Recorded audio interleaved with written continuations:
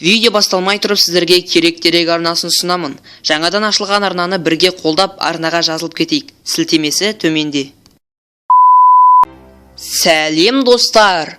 Қай заманда да сән үлгісінен ерекше көрініп, әлемдік брендке айналған джинсы матасының пайда болу тарихы жайлы көбіміз біле бермейміз. Сізбен бірге дұрыс қадам арнасы. Бүгін джинсыдың тарихы жайлы айтатын боламыз.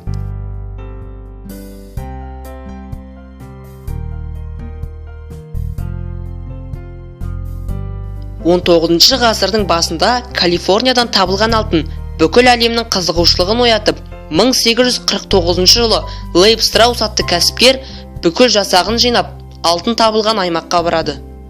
Өзімен бірге презент матадан тігілген шатырларды да алуды жөн көреді.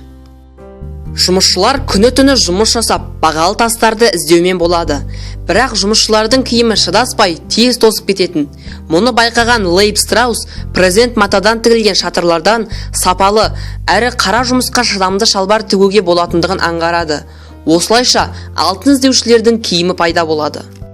Қуанғаннан төбесі көкке жеткен кәсіпкер жұмысшыларды киіммен қамтамасыз ететін цех ашады. Жұмысшылар шалбардың оң жақ және сол жақ қалталарына құрал жабдықтарын салып, беліне қаруларын асынып жүрген. Қатты матадан тігілген шалбарлар сол таңда үлкен сұранысқа ие болды. Күндердің күнінде шикізат ретінде қолданылған презент маталар таусылады.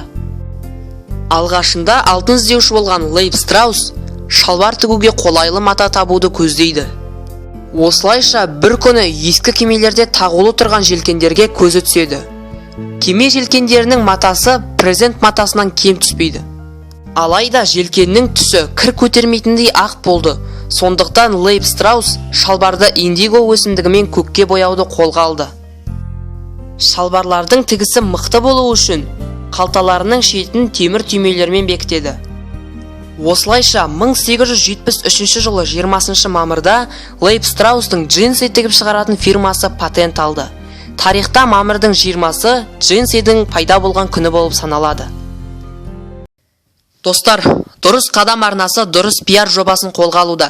Егер сен жас блогер болсаң және каналыңа тегін пиар жасатқың келсе, сілтемедегі біздің ВК парақшамызға кіріп, лишкаға жаз.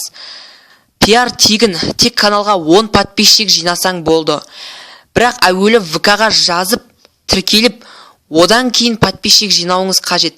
Әуелі подписчик жинап, одан кейін ВК-ға жазу есептелмейді. Толық мәліметті де біздің ВК парақшамыздан ала аласыз. Бүгінге осы.